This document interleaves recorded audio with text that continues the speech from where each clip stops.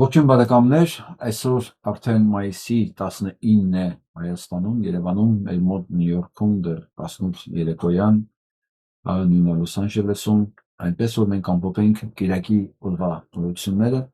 իսկ երկուշաբթի օրվա նորությունները խոստանում են շատ խիտ լինել, որովհետև մեծ իրադարձություն է կատարվելու մասնավորապես կապված Թրամփի եւ Պուտինի հնարավոր հեռախոսային զրույցի հետ։ Ամեն դեպքում հիմա մենք խոսենք այն նորությունների մասին, ինչ որ արդեն կայացել է, եւ այսպես երևի բոլորդ արդեն գիտեք, որ կա process impeachment-ի հետ կապված եւ որոշակի հետազոտությունների արդյունքում ԿՊՆ-ը հասկանում է, որ ինքը այլևս ոչ մի շանս չունի հնարավոր, եթե իհարկե ստացվեց impeachment-ը, հնարավոր impeachment-ի գործընթացին ինչ որ ձև հակազդելու համար։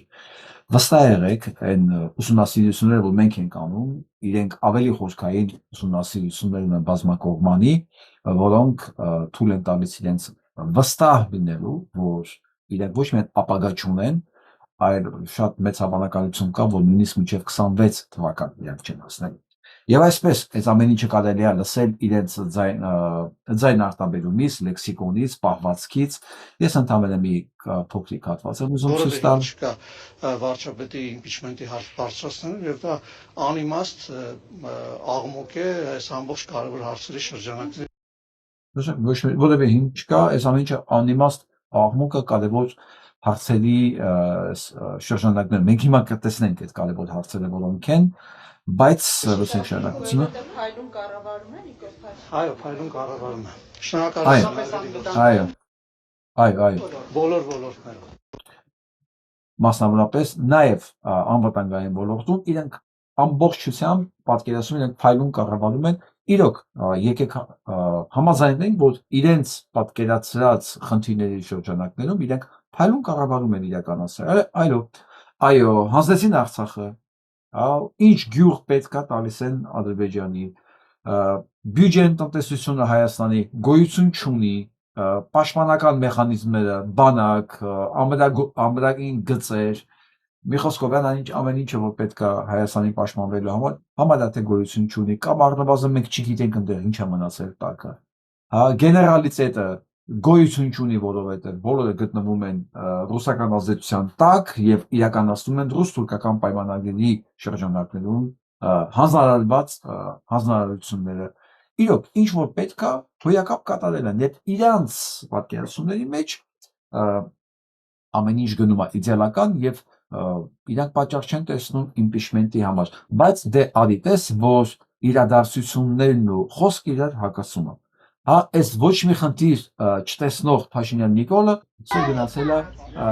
երեխաների հետ հանդիպելու։ Ընդ որում նայեք։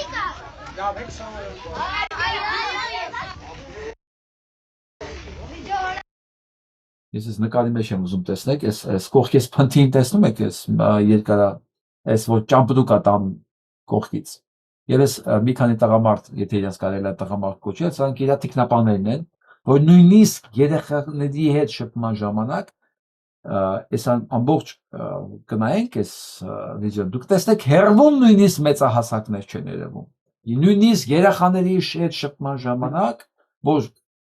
պետք է տանի միտեղ սառնարան դրած, որ երեխաները կարողանան անվճար պաղպաղակ ուտել, նույնիսկ այդտեղ է բացառվում ինչ որ այլ մարդու ներկայությունը։ Ու սա այն մարդու մասին է խոսքը, ում ասում են, որ ինքը իդեալական ամեն ինչ կատարել է։ Այո, իդեալական ամեն ինչ իրականացել է, բայց ոչ հայերի համար, ոչ Հայաստանի համար, ոչ Հայաստանի Հանրապետության քաղաքացիների համար։ Նայեք տեսանյութը։ Նայեք, նույնիսկ պատուհաններից մարդ չի երևում։ Դուք պատկերացնում եք ինչ որ ավան գնա, բան, sense իրադարձություն, երեխաները բոլորը դուրսն են, նույնիսկ պատուհաններից մարդ չի երևում, ու ոչ մի մեծ ազատ չկա։ Պատկերացեք ինչ ֆիլտրել են, ու այս հետևիններն ինչ որ զեկուսում է ինչ է կատարվում, բոլորը նայեք, հետևի կանած զեկուսին։ Կապի մեջ էլ հանկարծ մի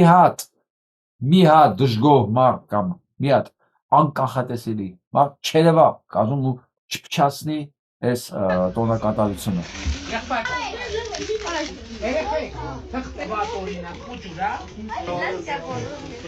Ես ընդհանրապես մի բան եմ ասեմ, կարող է շատ դաժան ինչի, շատ դաժան ինչի,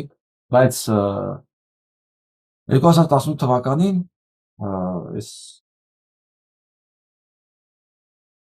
այս երեխաները շատ փոքր էին, հանեք 7 տարի, իրանք չգիտեին ինչա լինելու 7 տարից հետո, այն երեխաները, որ սպանվեցին 2020 թվականներին, զինվորները մենք, մեր 18-19 տարեկան առաջ, դա ինձ 7 տարի առաջ,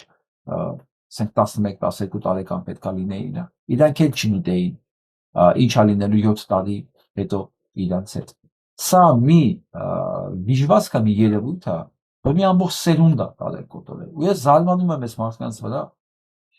որ իրենց երեխաներին թողել են մի հատ անվտանգ կներեք, անվճար պահպանարկի համար գա եւ այս սերիական մարդասպանի հետ նկարվի։ Ես չգիտեմ տեղյակ են եղել իրանց, տեղյակ չեն եղել,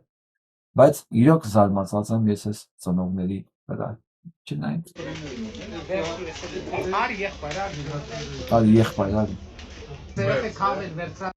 ուրեմն սա մեկն է, որ ինքը խնդիր չունի, ինքը իդեալական կառավարում անցկացնել եւ ինքը անհանգիստ չի բանի համար,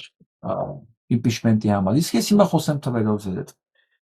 Եվ այսպես, եթե դուք հիշում եք, ես ընդամենը 1 օր առաջ, 2 օր արդեն, 2 օր առաջ փոքրիկ հարցում էի դրել իմ մոտ, իմ Facebook-յան YouTube-յան էջին, որին մասնակցել է 7200 մարդ, որոնք բացասական ռեյտինգով ընտրել են ամենաբացասական գործիչներին։ Եվ այսպես 8% Լևոն Տեր-Պետրոսյան, 19%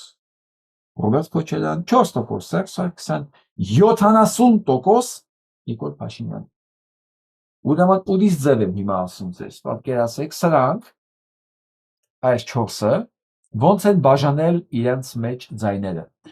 Ուրեմն Դավաճան Նիկոլ Փաշինյանը կապիտուլյան։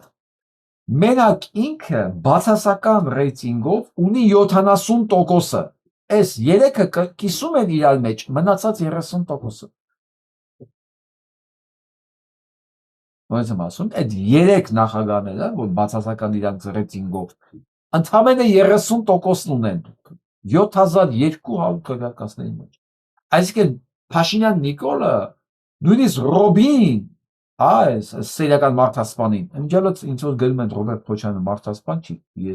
ես այո համաձայն եմ, նա սովորական մարդասպան չի, սա սերիական մարդասպան է, սերիական։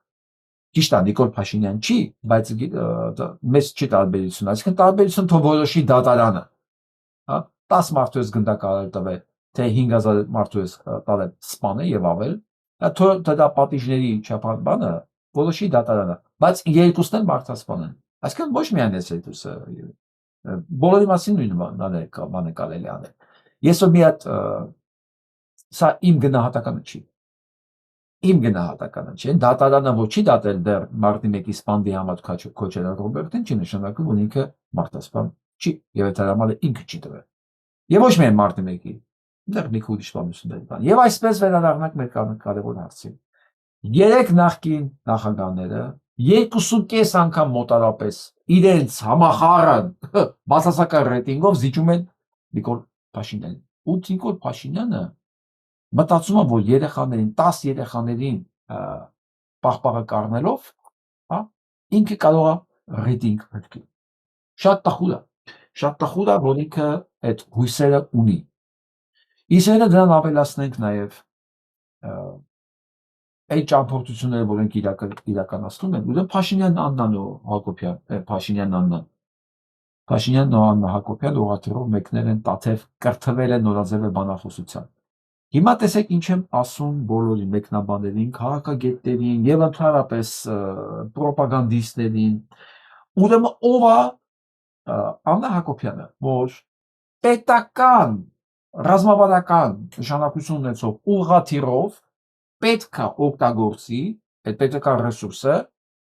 գնա հասնի Տաթև, որ կրթվել է իրանց համար նորաձև ծրագիր անի բանախոսություն կարգը, բայց ես հարց եմ տալի, այս կրթվելը նորաձևը, սա ռազմավարական կարևորագույն ճյուղ չի Հայաստանում և դրա համար բյուջե չկա նախատեսված, սա Փաշինյանի երեխեքի մոր անձնական նախաձեռնությունն է։ Ու սա իրականացվում է հանրապետության բյուջեի հաշվին։ Ուղղաթիռով իրան արդեն պետք է տանեն հասցնեն բան տատեր։ Սա հանցագործություն է։ Սա հանցագործություն է պետության բյուջեի հարկատուների նկատմամբ։ Հիմա տեսեք, սա քաղաքականություն չի, սա քաղաքական ճաշակ չի։ Եթե Հայաստանում կա գեթ մեկ քաղաքական այր, եթե ինքը իրան համարում իրարկի համարում է քաղաքական այր, որ կասի սա նորմալ է կամ կասի դե լավ, սա իրական բան չի, նշանակում է ինքը այս կոռուպցիոն համակարգի մի մաս է, ինքը չի նշանակում ինչ է նշանակում պետություն, ինչ է նշանակում է պետական միջոցներ, ինչ է նշանակում պետական ծրագրերի համար իրականացվող միջոցների տրամադրում։ Իսկ այս կրթությունը նորաձև է, սա պետական ծրագիր չի, ընդհանրապես սա абսուրդների գագաթնակետն է եւ դրա համար չի կարող ուղղաթիռ տրամադրվել Փաշինյանի երեխեքի մորը, որ ինքը գնա տաթև, սրանք գիտեն պետության բյուջեն իրենց գրպանի գումարն է։ Նորից ասեմ, ինձ մի հարցրեք ով է լավ, ով է վատ։ Ձեր պատկերացրած տեխնացուներին ուղիղ հարց տվեք։ Այս գործողությունը սա հանցագործություն է թե չէ։ Իսկ ես ամենայն պատասխանատվությամբ ասում եմ։ Սա հանցագործություն է։ Չկա նման պետական ծրագիր ռազմավարական, չկա նման միջոցների տրամադրված հոդված պետականորեն, որ սա ռազմավարական ծրագիր է եւ սրան տրվում է այսքան հոդված, այսքան գումար, որ այդ գումարի մեջ է սրանք վարձեն վճարեն օտանավին, այս ուղղաթիռին, որ այս ուղղաթիռը իրանց տեղափոխի տաթև կամ ցանկացած այլ բան։ Հարցը տվեք ձեր նախընտրած տեխնացուներին եւ լսեք պատասխանը։ Իսկ ես ասում եմ, այն ինչ որ իրականում կա։ Եթե կլսեք տարբերություն, կլսեք կմկմոզ, որ գիտեք ինչ դե ինքը վարչապետի կինն է, դրանք իրավունք ունի։ Դուք ձեր առաջ տեսնում եք հանցագործի։ Դուք ձեր առաջ տեսնում եք Նիկոլ Փաշինյան կոչվածի իշխանության, հա, քողարկված կամ բացահայտ պաշտպանի։ Բարձր, գնանք առաջ։ Ու իրաց թվում է իրաց այս ոչնչացված բանը, ռեյտինգը, որ գնացին հասան Տաթև ուղղաթիռով, այն Տաթևի գյուղի բնակչին, սա ինչ որ մի բան է տալու։ Բայց Տաթևի գյուղի բնակիչ գիտի, հա, որ իրեն վերաբերում են որպես ոջիլի, եւ ոչ միայն Տաթևի, կներեք, սա թող Տաթևի բնակիչները բան չանեն չվերաբերվել իրաց, հա։ Ուրեմն Փաշինյան Նիկոլի երեխաների մորը, որ հարցնում են թեպետ ժողովրդի մասին, ինչ կարծիք, ինքը բոլորի բնորոշումը մեկ բառով։ Հիշում եք, այս վերջերս մի բան էլ գրել էր։ Բայց իր ամենասիրած բառը բնորոշելու համար մարդկանց, դա ոչիլն է։ Գիտեք ինչի ոչիլ, ինքը սեր ուներ իր մազերի ոչիլները կամերաների առաջ սատկացնելու։ Սա ես չեմ ուզում կադրերը ցույց տամ, որպես ճիշտեմ սրանց մակարդակին։ Բայց ես ասեմ, սրանց արդեն տեսադաշտում հասարակ բնակիչներ ովքեր են, սա ոջիլներն են, որ մի ժամանակ իրենց մազերի մեջ էին պտտվում։ Այսինքն մարդ, որ միջև վարչապետի համար առանձնացված տարածքում կապրեր պետության հաշվին, միջև դա այդ ոչիլ կոչված իր մազերի մեջ էր, իր կենցաղում էր։ Այսինքն մի հատ ոչիլոտ իմ ամբողջ բնակչության հասարամյակների պատմություն եւ ժառանգություն ունեցող բնակչության ասում են ոչի։ Մարդ որ կրթությունը համարում է նորաձև,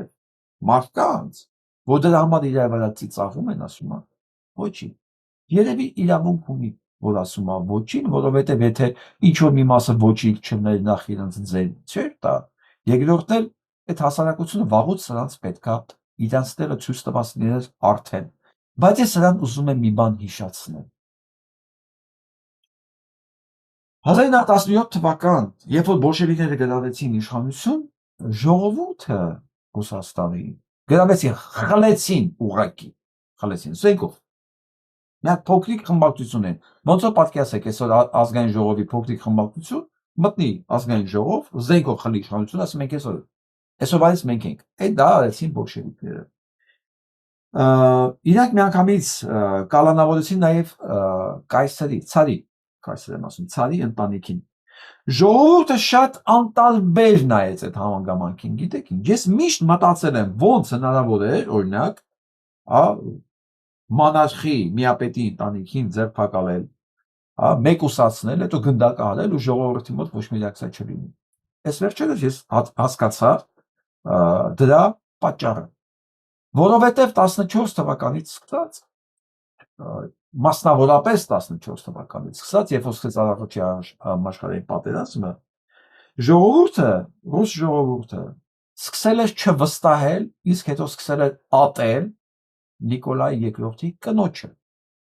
կասկածելով նրան լրտեսության մեջ շնորհիվ գերմանացիների, որովհետև ով էր Նիկոլայ II կինը, արմատներով գերմանացի։ Ճիշտ է, ինքը Վիկտորիա թագուհու, Անգլիայի Վիկտորիա թագուհու թորնուհին էր Ալեքսը, բանին ասում, Ալեքսեյն ասում, Ալեքսանդրը, բայց ինքը Գերմանիա, Վիկտորիա թագուհու աղջիկը ամուսնացել էր, գնացել էր Գերմանիա, որպես հարս, մի խոսքով, եւ աղջիկը ծնվել էր Գերմանիայում, Ալեքսանդրան ծնվել էր Գերմանիայում, եւ նրան համարում էին գերմանացի, չնայած ինքը հայտնի Վիկտորիա թագուհու թորնուհին էր, մի խոսքով, ամբողջ ժողովուրդը նրան սկզբից կասկածում էին, հետո վստահ էին, որ նա աշխատում է գերմանացիների համար, դրան գումարած նրա միջամտությունը կառավարման գործերի, մասնավորապես բանի ձեռքով, Ռասպուտինի ձեռքով, ինչ եմ ուզում ասեմ սրանով, Աննա Հակոբյաններ եւ մնացածները։ Նիկոլայ II ընտանիքին երևի այտենց չէին հանդուրժի գողանալ, հետո գնդակարել, եթե արդեն ժողովրդի մոտ այդ զզվանքը, այդ հոգնածությունը եւ կասկածանքը դավաճանելու ուղղությամբ, չեմ ասում էլ ապաշնորհ կառավարություն, այս խայտարակ վիճակն ինչ որ կատարվում էր սով Ռուսաստանում, elə դրանք թողում են մի կողմ։ Բայց ժողովրդի մոտ, բացի տնտեսական խնդիրներից, կար ներքին անվստահություն իր հետո վերաճած ատելության, դա էլ բերեց Նիկոլայ II ընտանիքի տոտալ ոչնչացման։ Եվ դա չի նշանակում, որ ես արդարացնում եմ բոլշևիկների, ուղղակի ռուս ազգի վերաբերմունքը իր մոնարխին, անտարբեր վերաբերմունքը, հանդուրժողականությունը նա սպանդի նկատմամբ պայմանավորված էր հենց այդ ատելությամբ, արդեն գոյացված ատելությամբ։ Հիմա գամ հասնեմ ձեզ։ Պատկերացնում եք այն վիճակը, որ դուք կորցրել եք իշխանություն եւ դուք հայտնվել եք այնտեղ, որտեղ պետք է հայտնվել։ Դուք հասկանում եք, չէ՞, որ ժողովրդի մոտ չի լինելու այն աջակցությունը, սրտացավությունը, որը կարող է ձեզ փրկի, ասենք, գիլյոտինից։ Ճիշտ է, Հայաստանում գիլյոտինի գործիք չկա, չի գործում, մահապատիժը։ Բայց նույնիսկ ամենածանր մեղադրանքները ձեր նկատմամբ հնչեն, ոչ մեկի մոտ ափսոսանք կամ ըմբոստություն չի լինելու, ու բոլոր հարցումները դա են ցույց տալի, որ ձեզ ասենք ցմահ դատապարտել են, հակառակ կարող են նեղանան, ասեն ինչի նա պետքա իմ հարկերի հաշվին թեկուզ տաք թեյ խմի օրական մեկ անգամ, ու դա կլինի լրիվ արդարացի զայրույթ, որովհետև ձեզ իշխանության առաջին իսկ օրվանից սկսած դուք պիղծ եք եղել, հասկանում եք։ Ես ես ընդամենը մի հատ այս կադրն եմ ուզում ցույց տամ։ Սա գիտեք ով է։ Այս եթիմները։ Սրանք վերել են fake Աբաջանի պապու, հայտնի հերոս։ Fake նկարով կանգնել են ստեղ, նկարով, որ Աբաջանի պապն է, ու Աբաջանի անունից հավաքվածներին կոչ անում աջակցել Փաշինյան Նիկոլին։ Իսկ այս այ հիմա ոչիլը մազերի մեջ պատտվողին տեսնում եք, պպզած որ դեմքը փակել է։ Այդ է հենց Աննա Հակոբյանը։ Ափսոս նկարի մեջ այդ ոչիլները չի երևում։ Ինքը հետո կհանի կսատկացնի առանցին ձեր առաջ։ Բայց կամերայից հետո, այս անգամ կամերայից հեռու, բայց բազմաթիվ անգամ այս կամերայի առաջ էլ արել է։ Ու այս ձեր պիղծ անցյալի, պիղծ մեթոդների համար ժողովուրդը ձեզ չի ներելու։ Ասում եմ, նույնիսկ եթե ձեզ որոշեն ցմահ տան, կարող է բողոքի ալիք բարձրանա ժողովրդին, որ ինչու էս պիղծերը, այս սեյրական մարդասպանները պիտի տակ թեյ խմեն թեկուզ օրական մի անգամ մեր հարկերի հաշվին։ Դուք դրան արժանի չեք ու դուք օրական դա ապացուցում եք։ Օրական բոլոր հնարավոր ձևերով։ Նույնիսկ հասել են նրան, որ լրագրողներին ձերբակալում, լսենք, հա, սա մի ուրիշ լրագրողի նկատմամբ քրեական գործի վարույթ։ Իմ պարտականությունները, մասնագիտական պարտականությունները կատարելու համար ես կարող եմ հայտնվել մեղադրյալի աթոռին։ Հարգելի հեռուստադիտողներ, հենց հիմա մեր եթերասում ոստիկանները փորձում են սադրել Լրագրող Անուշ Միրզոյանը մեղադրյալի կարգավիճակում է հայտնվել Սյունիքում վարչապետի դեմ բողոքի ցույցերը լուսաբանելու համար։ Խոսքը 4 տարվա վաղեմության դեպքերի մասին է, երբ Նիկոլ Փաշինյանը Սյունիք էր այցելել ու նրան դիմավորել էին բողոքի ցույցերով, հայհոյանքներով ու սուլոցներով։ Այս իրադարձությունները ուղիղ եթերում լուսաբանում ու պատմում էր Զանգեզուր TV-ի լրագրող Անուշ Միրզոյանը։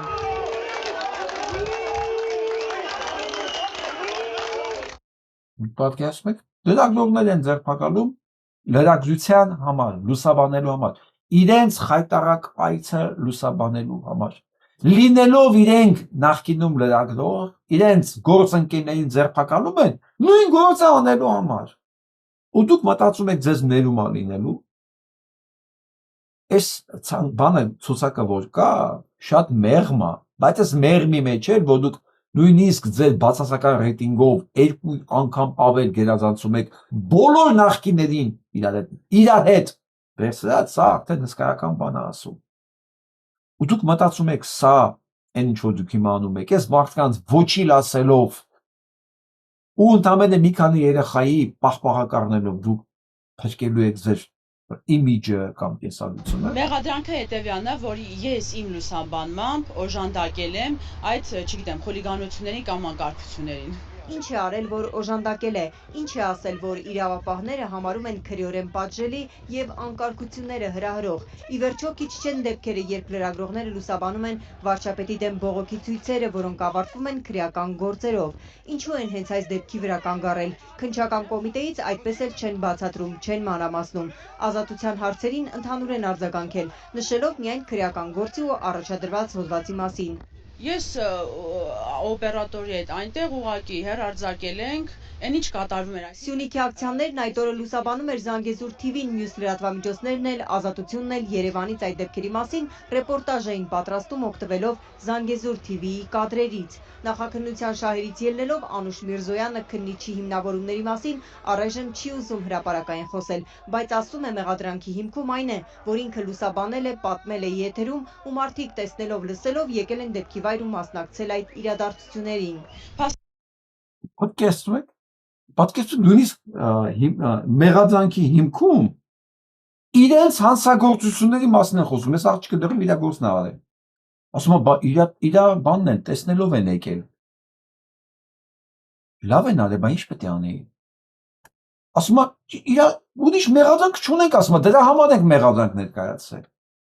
Լսեք, այ իրավապահներ, դուք չեք հասկանում Նիկոլ Փաշինյան ձեզանից ինչ է սարքում։ Ձեզ իհարկե չի կարելի իրավապահն ասել, պահասել, չի կարելի, էլի չի բռնում, իրավապահ կոչում է խոսքը ձեր հետ։ Բայց դուք չեք հասկանում Նիկոլ Փաշինյանը ձեզ ինչ է սարքում։ Սարքում է համահանցակից, որ դուք իրար հետ նույն բերդում նստեք։ Ձեզ քաշում է բոլորիդ ներքև։ Չեք հասկանում դուք սա։ Դուք սա տակից ոնց եք դուրս գալու։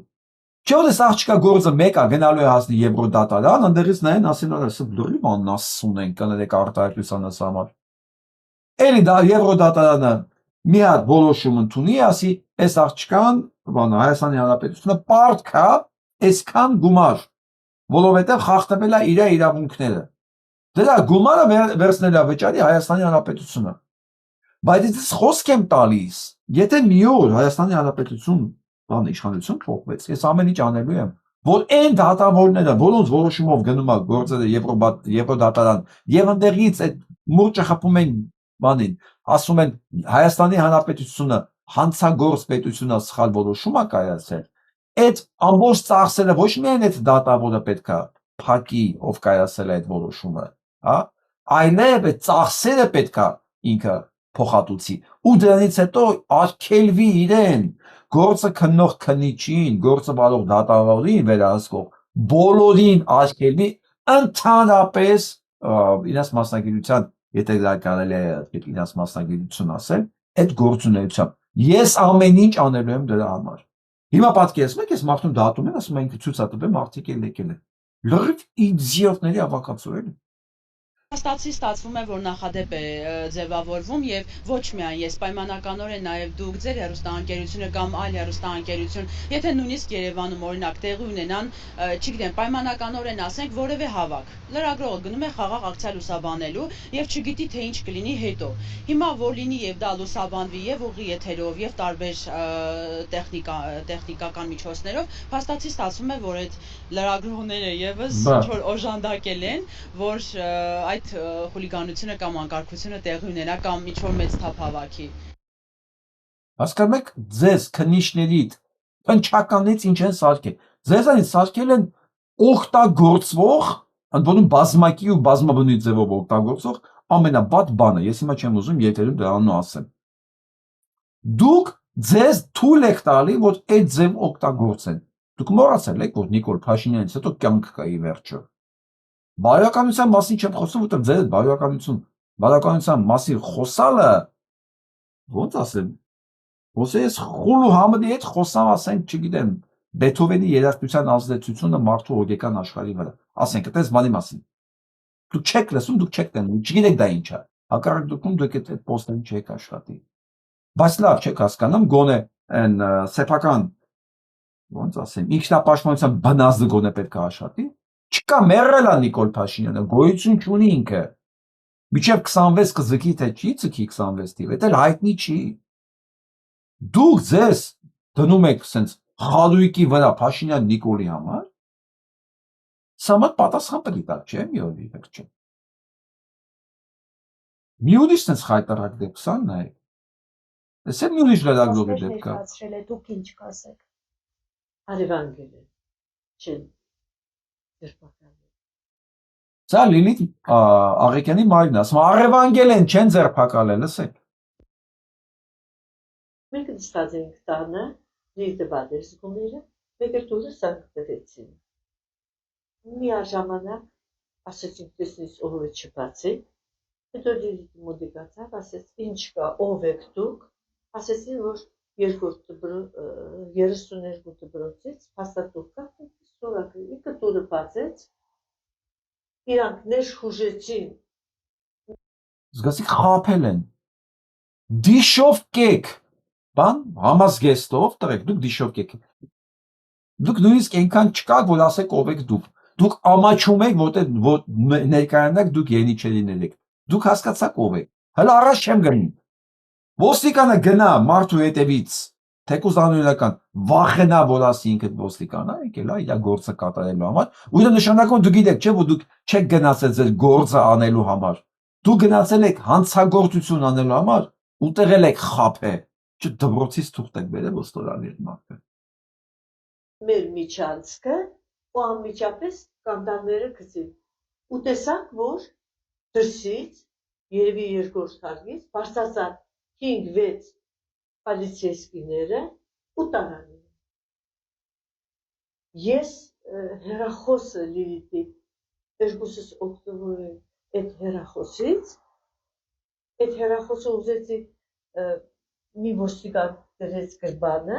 ես ուզեցի հանել, ինքը խփեց իմ ձեռը։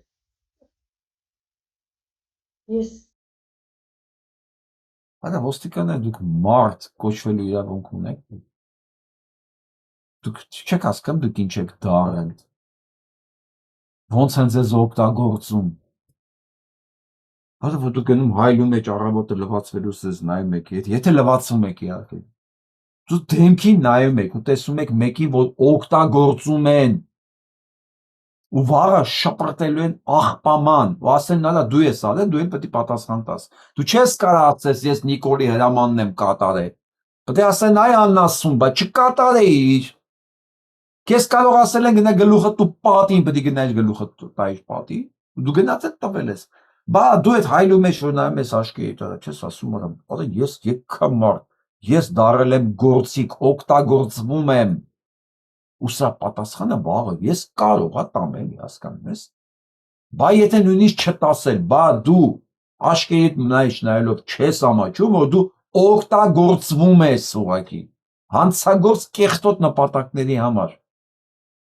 Վաղը քեզ են նույն բանն անելու ու դու բռնելու, պաշտպանվելու տարբերակ չունենաս։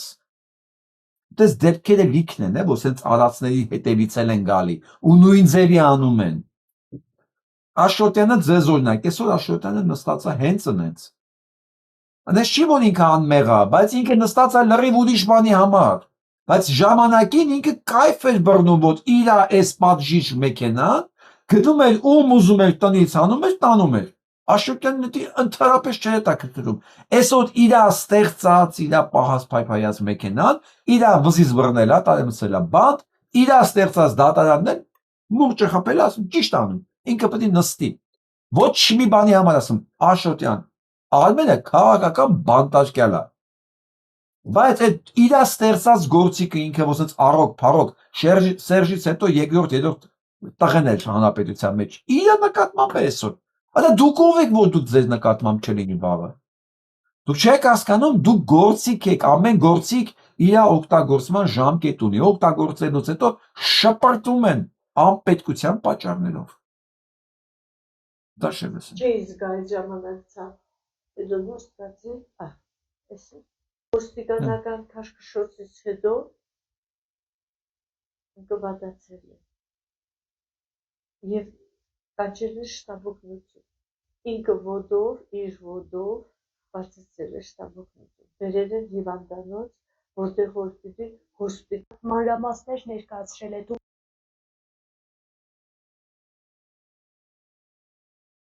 Այս ամեն ինչը տեսնող լսող իմացող լրագրողները, որ այս տեսնում են մարդկանց կանչում են հարցազրույցների ու սրիկայաբար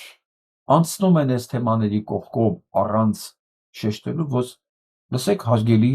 ընկեր, այս ինչ է կատարվում մեր երկրում։ Սա ոնց է լինելու։ Դա թողում են, որ հանկարծ Փաշինյան Նիկոլի կառավարության մասին մի բան չլսի։ Խոսում են, իսկ դուք ինչ կարծիք եք Մակրոնի եւ ասենք Էրդողանի հանդիպման ժամանակ Մակրոնի մեջտեղի մատը բռնելու, չգիտեմ, Էրդողանի գործողության մասին ինչ կասեք։ Ուզում ես ասես, այ ողորմելի, դու միջև Մակրոնի մեջտեղի մատը կբռնես, քո երկրում էս ինչ է կատարվում։ Ու այս սաղ մի կողմ Մակրոնի մեջտեղի մատը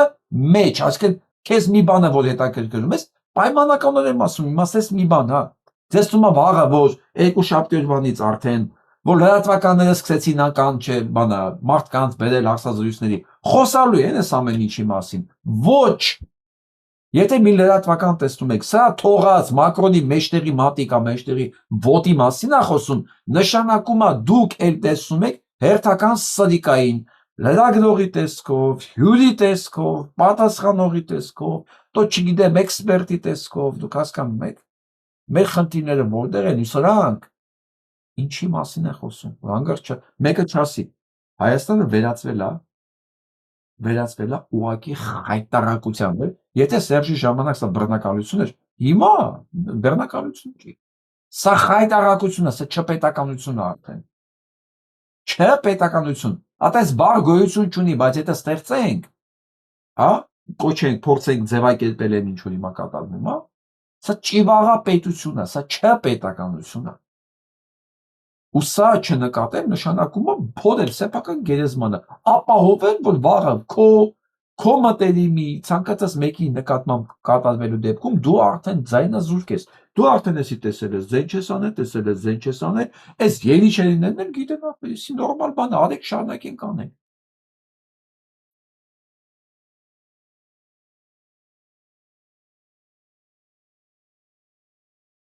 Վերադառնանք այս տականքներին։ Են Թարսեն Սողոսյանին հիշում եք։ Հիմա էլ հայտարարել է, որ քաղաքական վենդետա լինելու է։ Իբր արդեն իրենք հեսա 26 թվականին ընտրվել են ու հələ սրանք քաղաքական վենդետա են անելու։ Հա։ Ու հիմա մենք փորձենք հասկանանք այս քաղաքական վենդետա անողը այս ընթացքում, հա, ինչ էր հասցրել կուտակի։ Ինչ էր արել։ Գնացի։ Այսպիսով, այս ամսասկզբին ԿՊ-ական պատգամավոր Արուսյան նախկին նախարար դոկտոր Մահար, ԿՊ վարչության անդամ Արսեն Թորոսյանը կոռուպցիայի կանխարգելման հանձնաժողով է ներկայացել 24 թվականի գույքի եկամուտների մի խոսքով տեղեկություններ, հա, 24 թվականի մանով, տվյալներով գնել է նոր մեքենա Տեսլա։ Աշխատավարձով է գնել, ուրիշ գնել, հանգած ուրիշ բան չմտածեք։ Տվյալ տարում նույն Թարսեն Սորոսյանը հայտարարել է 3 անշարժ գույք։ Այդ բոմժին հիշում եք այդ որփին, 3 անշարժ գույք։ 11 թվականին նոր նորքում գտնված հողամասի վրա կառուցված անհատական բնակելի տունը իր տնտեսական նշանակությունները, որը տնօրինում է համատեղ սեփականության իրավունքով, 20 թվականին Ծաղկաձորում գնված հողամասը տնօրինում է միանձնյա, 24 թվականին դարձյալ Ծաղկաձորում գնված անհատական բնակելի տուն, հողամասի վրա կառուցված իր տնտեսական շինություններով վերջի գնումով արժեցել է 75 միլիոն դրամ։ Այդ որբը Արսեն Թորոսյանը հիշում եք, չէ՞, դոկտոր Մահին։ Այդ որբը 3 հատ բան ունի շինությունի, որը այդ մեկը ընդամենը 75 միլիոն դրամ է։ Հիմա ես ձեզ թողում եմ մնացած, հենց չեմ ուզում գնամ առաջ։ Սա հարց եմ տալի։ 75 միլիոն դրամ։ Ցույց տվեք մի հատ պետական աշխատող, որ ինքը լեգալ այդքան աշխատավարձ է ստացել, այդ աշխատավարձի դիմացել հայկերամուծել։ Եթե չեն կարողանում սա ցույց տան, Արսեն Թորոսյանը վաղը պետքա այդ նույն քննչականին, որը գնում են լրագրողեն ձերբակալում, որը բանա ցույց լուսաբան է, իրադարձությունն լուսաբան է, դրանք պետքա գնան Արսեն Թորոսյանի վզից բռնեն, ասեն այստեղ արա։ Դու աշխատում ես այսքան ժամանակ, քո աշխատավարձն այսքան է եղել։ Դու 75 միլիոնով ես այդ մեկ բնակարանն է։ Պլյուս այսքան քեզ որ դու, բայց գնանք առաջ։ 22 թվականին ձեռք է բերվել նաև ուրիշ Տեսլա, սրանք մենակ Տեսլա ենք քշում, էլի։ Այս տարի եւս պահպանել է 23 թվականին Տելեկոմ Արմենիա բաժնետիրական ընկերությունից Ավստրալիայից գնաց արժեթղթեր, լսեք թիվը, 1 միլիոն դրամ, 49,000 եվրո եւ տարեվերջին 0 դրամ 50,000 եվրո։ Հիմա հարցրեք, արա 49,000 եվրո, այ եթիմ, որտեղից քեզ 50,000 եվրո, 75 միլիոն պլյուս 50,000 եվրո։ Ոնց ցույց տուր, որտեղից այդ աշխատավարձը ստացել։ Ով է քեզ տվել դա։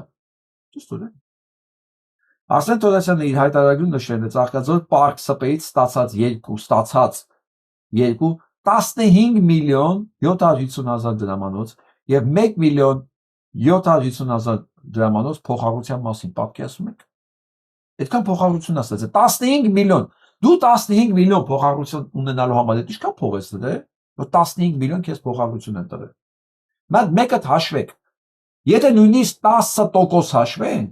փոխառությունը, 10%, նշանակում է դու պետք է 150 միլիոն դրած ունես, որ քեզ 15% տա։ 150 միլիոնը քեզ որ դրեց։ Էն էլ եթե 10% ա դա։ ԿՊ-ական պատգամավորի դրամական միջոցները նայեք։ Բանկային հաշիվների մնաշտորքը 5 բանկերում հիմնական նվազել է տարեսկզբի արկա 166.3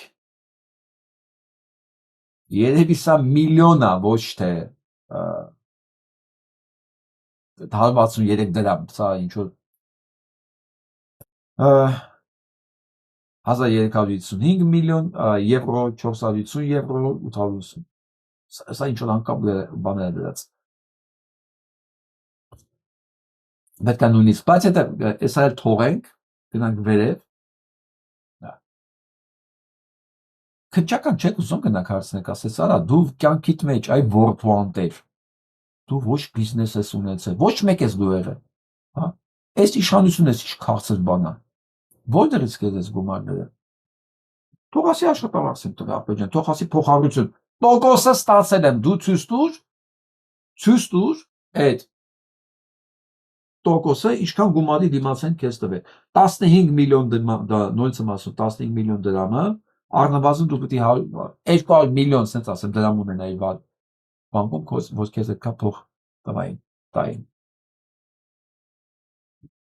Ու ճիշտ է ասում,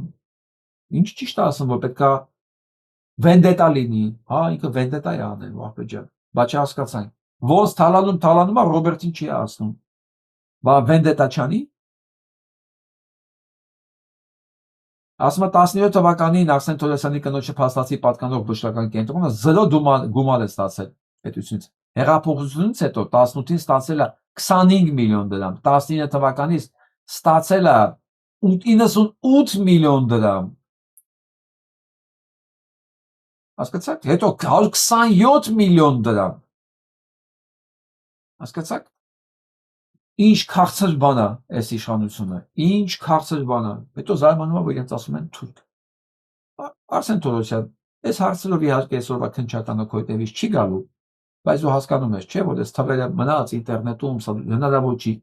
հնարավոր չի ջնջելը, ու սա միակ հանցագործությունը չի, որ փաթաթելու են ձեր վզին, դուք դեռ հələ շատ բաների համար պատասխան կտաք, մասնավորապես այս սոսկալի միջավայրը, որ դուք ստեղծել եք։ Բայց անսպասելի շոկային դեպք է։ Բժիշկ նարկոլոգ Սուրեն Նազիմյանը ոչ միայն շոկային, այլև աննախադեպ է համարում այն, որ թմրամիջոցը հասանելի է դարձել 9 տարեկան երեխաներին եւ այն էլ գյուղական դպրոցում։ Ըստ նրա 15-16 տարեկաններն են ավելի հաճախ նարկոկախվածություն ձեռք բերում։ Ունեցել ենք դեռահասային տարիքի պացիենտներ, այդ թվում նաեւ աղջիկներ։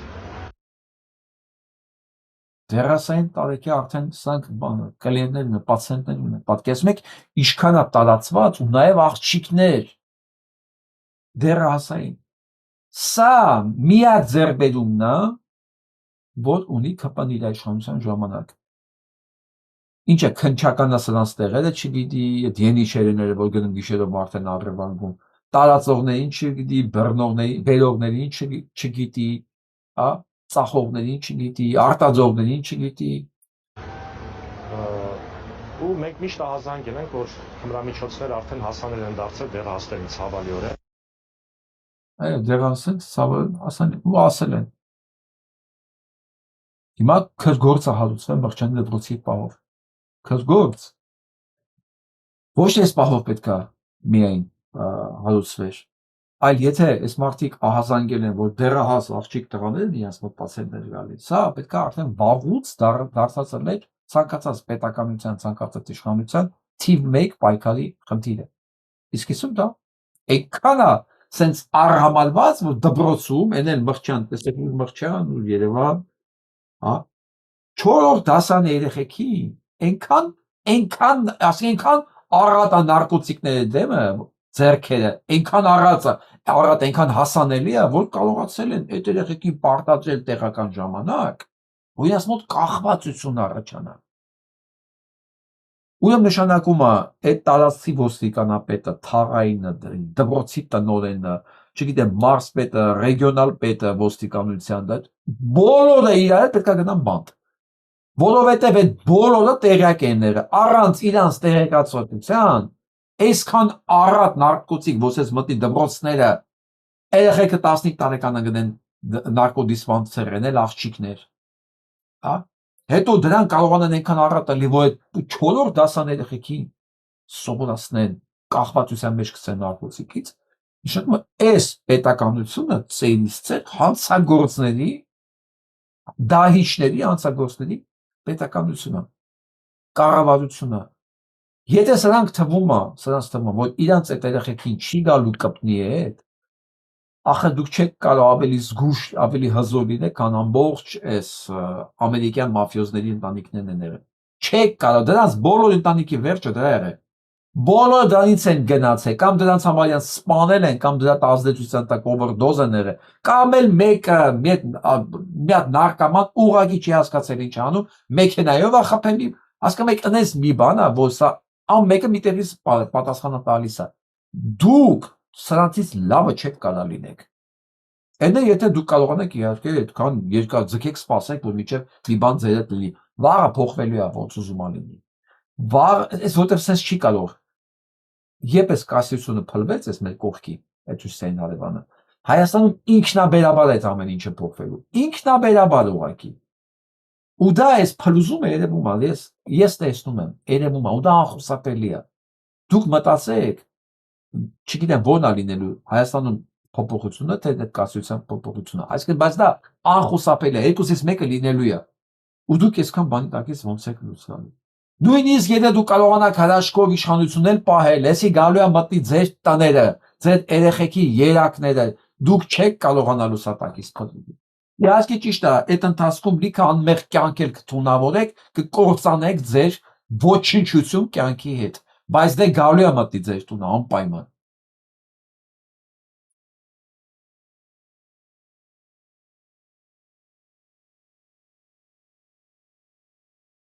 Էդմոն Մանուկյանը վարչապետ Տեխնացու Փաշինյանին անվստահության հայտնելու գործընթացը սկսեն։ Որոշել են գործընթացը սկսեն ու սրանք առաջարկել են Նիկոլ II-ին, Էդմոն Մանուկյանը։ Հիմա պատկերացրեք Նիկոլ II-ը անվստահություն հայտնելու Նիկոլ I-ին։ Հիմա այս կապիկության հեղինակները Հովիկ Աղազարյանն ու մյուս բանն են, Հակոբ Ասլանյանը։ Բայց ուզում հասկանամ, բայց հարց տվեք, որ փողոցում տեսնեք էլ էս Արամուսի անհայտ բանջարեղենին, մուտացված բանջարեղենին։ Էդմոն Մանուկյանին դու ո՞ր ես ճանաչում։ Ես կասկածում եմ, որ նույնիսկ ինքը ճանաչում է։ Բայց էական չի, իրեն որոշել են, որ իրենց տեխնացուն Էդմոն Մանուկյանն է։ Մի հարցել Էդմոն Մանուկյանին։ Էդմոն Մանուկյան, հիմա Արցախ Հայաստանը թե չէ։ Դու ամեն տարի մի բան ես ասել։ Հիմա այսօրվա կուրսով Արցախը Հայաստանը թե չէ։ Իսկ հիմա ուզում լսեք դեռ տարիներ առաջ մեծը Տիգրանիչը, Հայդի Տիգրանիչը ինչ էր ասում Փաշինյան Նիկոլի մասին։ Ուղղակի ձեռի հետ լսեք։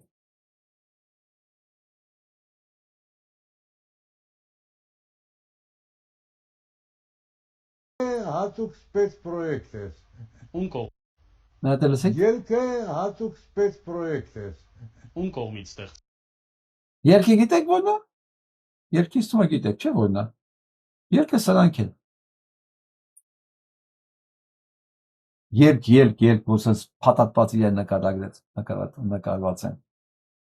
Կլասիկ դավաճանները։ Բա լսեք ինչ ասում ջան։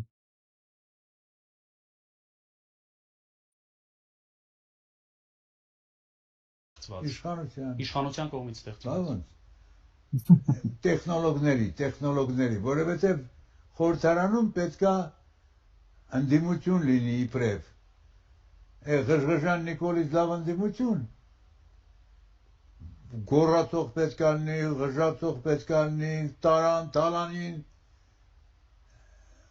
Բայց այդ ո՞նց են անցնում։ Նա այսինքն ձեռնտու է իշխանությանը։ Այդ իշխանական սխեման է։ Եթե իշխանությունը ըստ ձեր վարկածի չաջակցեր ելքին, ելքը չէր անցնի խորհրդարան։ Չէր անցնի, բա ո՞նց։ Կանցնեիք դուք։ Ոչ էլ մենք։ Վերջ։ Ոչ էլ մենք։ Բայց ինքն է ստեղծել, ինքն էլ բերել է խորհրդարան, ասում է, նես չի որ ասում է իրանք չասնեն մենք ենք անցնել։ Մարդը չէ ասում մենք էլ չենք անցնել, բայց սա ստեղծածն է։ Այլ ձև հնարավոր չի ինտեղ մտնել։ Այդ ելքը սրանց այսօր այսքան խոսում են թալանից, բանից սրանք։ Արա Սերժի ոտերա օրեկան պետքա լվանակ, ջուրնել խմեք, որ այսօր է թուլափայով դուք կարողանում եք ապրել։ Այն ինչի ձեր հիմքը դրել է Սերժիկ Սարգսյանը, միջև այսօր ձեզ պահում է։ Ասում օրեկան պետք է դրա ոտերը կեղտով խմեք, լվանակ, ջուրնել խմեք։ Սա բոլորը գիտեն։ Սա մեջ նոր բան չկա։ Ու հիմա մեկ էլ որոշել են այս երկուսը Նիկոլի այս անհայտ բանը մուտացիաները բանջարեղենի առաջարկեն սրա տեխնատությունը Էդմոն Մանուկյանի տեխնատությունը հայտնի։ Այսօր որոշել է լուրջ դեմքով Նիկոլի դեսպանն է անվստահություն հանձնի բանը հայտնի։ Տեսնեք այս կապիկությունը ինչով կավարտվի։ Ժորժ ջան, որ ասում եք էսի կարա լինի վարչապետի տեխնացիոնի, վարչապետի տեխնացու կարա լինի։ Ես ոչ մի բան չեմ, ոչ մեկին դեմ չեմ, ոչ մեկ չեմ առարկում։ Թող առաջադրվեն ինչ որ ֆորմատով, հա։ Այս ժամանակ մենք խոսենք։ Ես այս օդի մեջ չեմ կարող վերցնել ինչ որ տարբերակներ քննարկել։ Սա մեր Բերձորի Սուրբ Համբարձման եկեղեցին է։ Չկա արդեն պայթեցված է։ Ու Գարեգինի հիմնարկից ոչ մի ձայն չկա այս առումով։ ոչ մի ձայն ինչ կատարվում է մեր հուշարձանների նկատմամբ, դե կառավարության մասին չեմ ուզում ասել։ Իրանք ժպիտով, սիրով իրար հետ համագործակցում են հայկական մշակույթային հետքեր Արցախից վերացնելու բանը գործում, բայց որ եկեղեցին էլ է սիրով համագործակցում նույն ձևով, նույն ֆորմատով, սա հետ ես էլ ուզում եմ մի քիչ բան անեմ, էլի, չհալմալվեմ, մի քիչ պայքարեմ, էլի։ Ուզում եմ մի քիչ պայքարեմ, Գարեգին, սպասում ես, Պուտինը մի հատ մեդալ տա, որ նոր սահման խոսած, թե սպասում ես թույլատություն, որ սրա մասին խոսած, Գարեգին։ Հասկը դու մի մտածի, այս քաղաքական պատասխանատվությունը քեզ չի վերաբերվում։ Դա պատասխանը տալու է Փաշինյան Նիկոլը։ Բայց այս հոգևոր կոտորածի համար, քո լռության համար պատասխան տալու ես դու։ Գարեգին։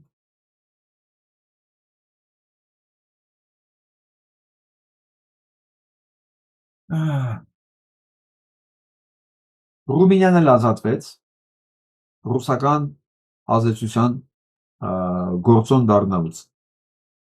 Ազատվել էր Մոլդավիան, որովհետև պրոռուսական ուժը կորցրել էր ընտրությունը։ Հիմա ազատվեց Ռումինիան։ Հուսով եմ եվրոպական բոլոր երկրները, որտեղ կան այս պրոռուսական ուժերը, դա Սլովակիան է, դա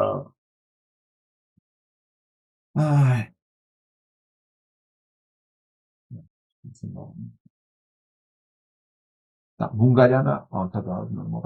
եւ այլ երկրները, որտեղ որ այդ ակտիվները կան, այդ Պուտինյան գործակալական ցանցը շատ ակտիվ է, դրանք պետք է քիչ-քիչ վերանան, որովհետեւ ամբողջ աշխարհն է հասկացել։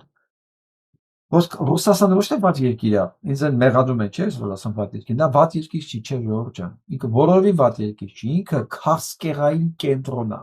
մետաստազների կենտրոն է, որ միայն կարողանում է մահ եւ կոտորած տարածի։ Ինքը վատ երկիր չի, չէ, ինքը քարսկեղացին կենտրոն է, որ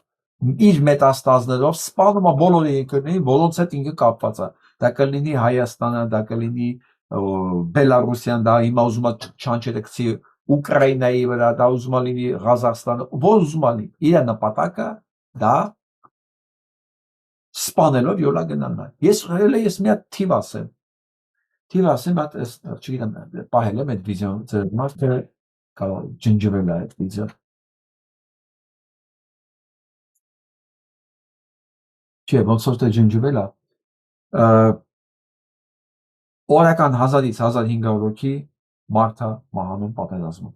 ռուսական կողմից։ Օրական Պուտինը որպեսզի մնա իշխանության, մատաղանում 1000-ից 1500 ռուսի։ Ռուս չէ, Ռուսաստանի բնակիչ կամ ում որ ձեռք ընկնում է Ռուսաստանի տարածքում։ Շատ ժամանակ դրանք կարող է լինեն ոչ միայն Ռուսաստանի բնակիչ, միգրանտ։ Այն ելաշուկաներից հավաքում են, լսում են մեքենաներ տանում են ուղիղ սպանդանոց, ճակատամար։ Օրը 1000-ից 1500 հոգի արդեն 3 տարուց ավել է, ինքը սպանում է հանգիստ խղճով ու հայտարարում է, որ մենք ինչքան պետք է ենք երկարացնենք այս պատերազմը։ Որովհետև այդ դահիճին, այդ հրեշին արյուն է պետք ապրելու համար, այսինքն որ պահին ինքը դադարեցնի պատերազմը, այն ժամանակ ինքը կորցնում է իր իշխանությունը։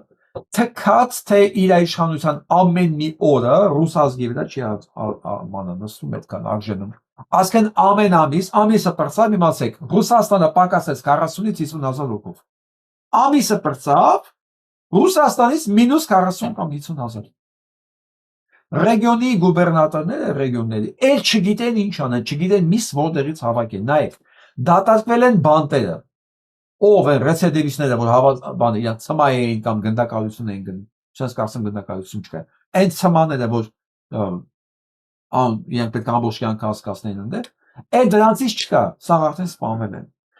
Ռուսաստանում օրենք կա, ում նկատմամբ քննչական գործողություններ են, մեղադրանք կա, եթե համաձայնվում է դրա պատերազմ,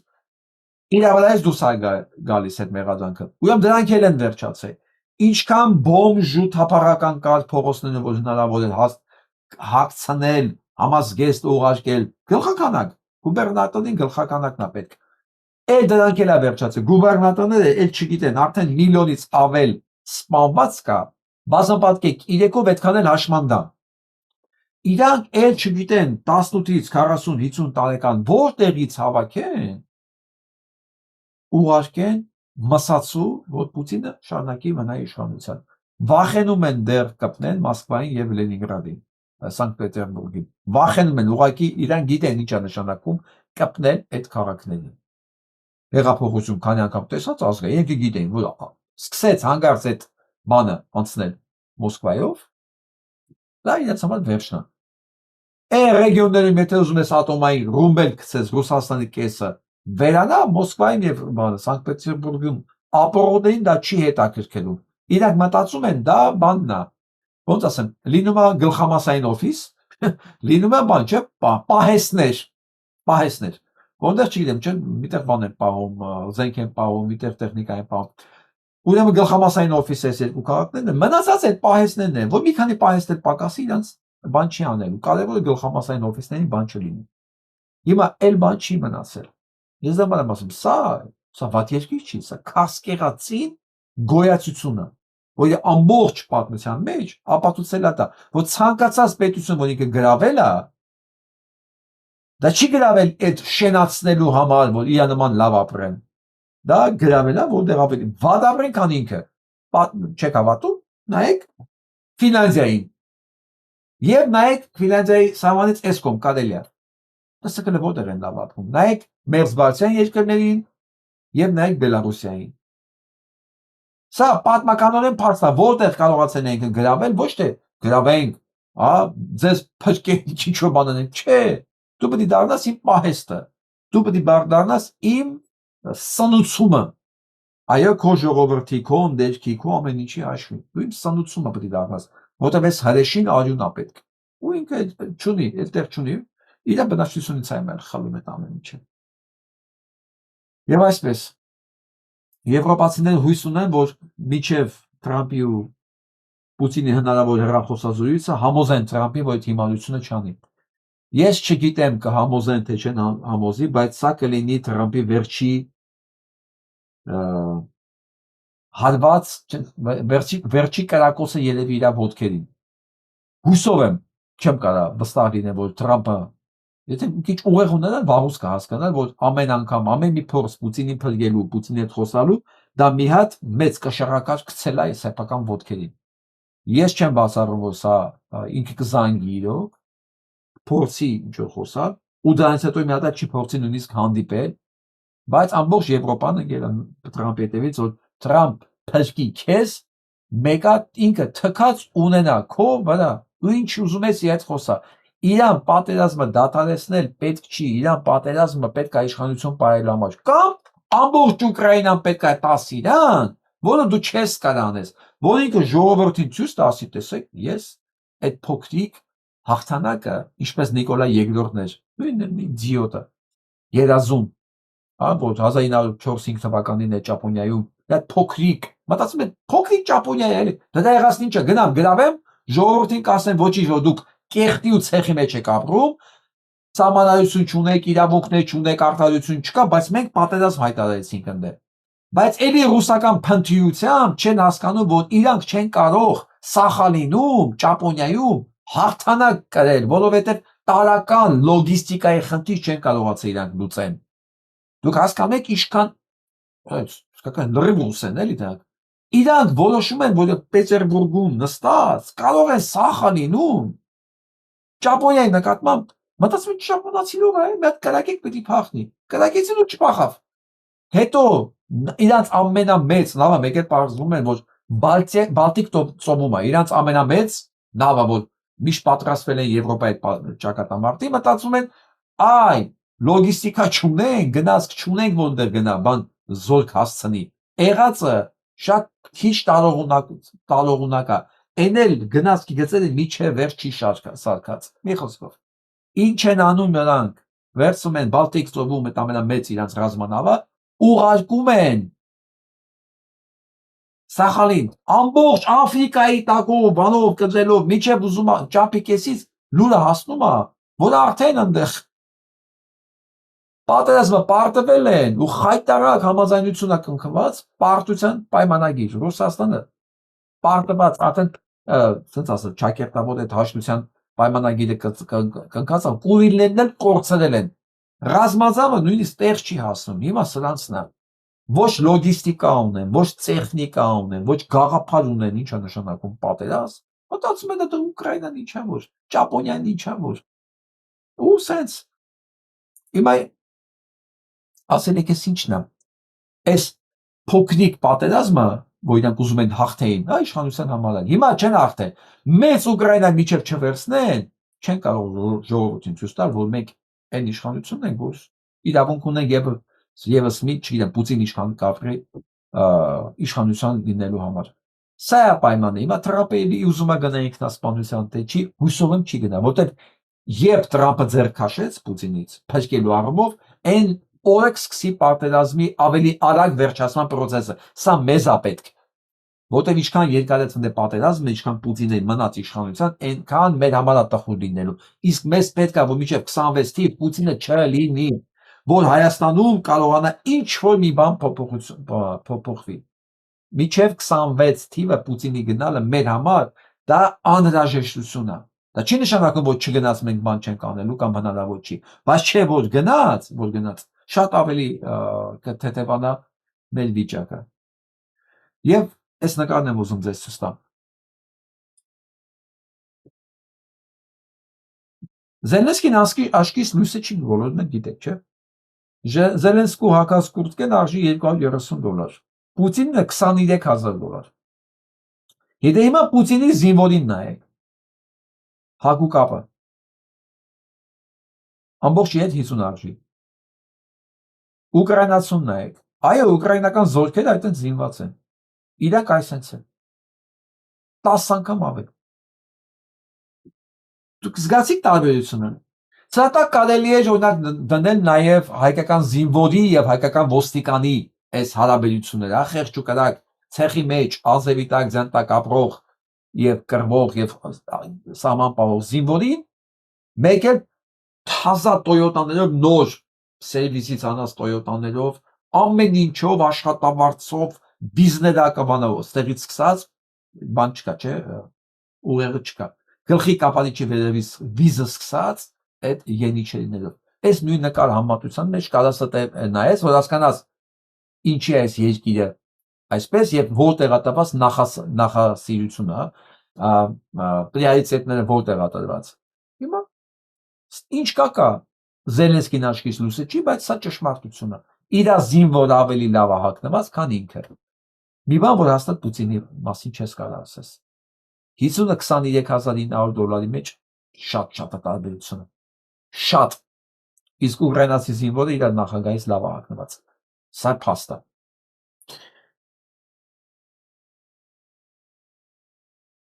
Լսենք։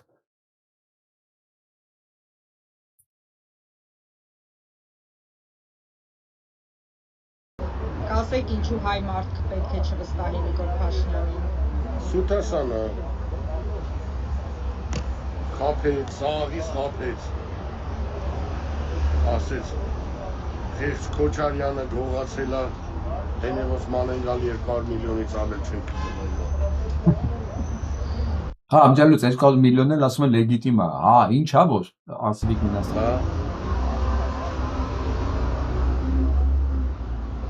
Ձեզ կարողացել է խափել 2018-ին։ 2008-ից խափել է ինձ։ Իսկ որ բանի։ Բայց հիմա չի կարող խափել։ Իսկ երբ զգացիք, որ չի կարելի վստահել իրեն։ Երբ որ սկսավ առաջի ստել էլի։ Աղամանի օրենքը որ սկսավ արդեն երևաց էլ ինչը։ Աղամանի օրենքն էլ հիշեցնեմ, պատերազմը 20 թվականի նոյեմբերի 10-ին փաստաթղթից հետո ազգային ժողովը քննարկում էր ռեստորաններում աղամանների եւ աղ օգտագործելու, ծխելու, չծխելու օրենքները։ Մենք ոչ մի բան չենք մոռացել, ամեն ինչ հիշում ենք, ոչ մի բան։ Այսօրվա համար այսքանը, Ժորժ ջան, սպասենք տեսնենք երկուշաբթի ինչ է լինում, իրոք շատ կարևոր է զանգը կլինի Թրամփի Պուտինի հետ, թե չի լինի եւ լինի դրանից հետո ինչ եզրակացություններ լինելու։ Պուտինի իշխանության կործանումը մեր համար շատ կարևոր է ու շատ լավ կլինի, եթե դա լինի միջև 26 թվականի Հայաստանում ընտրություններ։ Նույնիսկ մի քիչ էլ առաջ, որ Հայաստանում Փաշինյանական նույն մյուս 5-րդ շարասունները, չմտածեք 5-րդ շարասուն մենակ այդ խորհրդարանում նստած ընդդիմությունն է։ Նիկոլն էլ է 5-րդ շարասուն։ Ուղղակի ինքը իշխանության այսօր։ Որովհետև դրանք կմնան որբ այն պահին, երբ որ կործանվեց Պուտինի իշխանությունը։ Ինչքան էլ ուզում է ինձ դիտողները Ռուսաստանից նեղվեն այդ համակարգից, այդ հանգամանքից, բայց սա ճշմարտությունն է ու սա իմ ու ձեր ճաշակներից դուրս է եւ ցանկություններից։ Չէ, ցանկությունը իմը կա, որ սա շուտ կործանի, բայց փաստը արդեն իմ ու ձեր ցանկություններից դուրս է։ Այսօր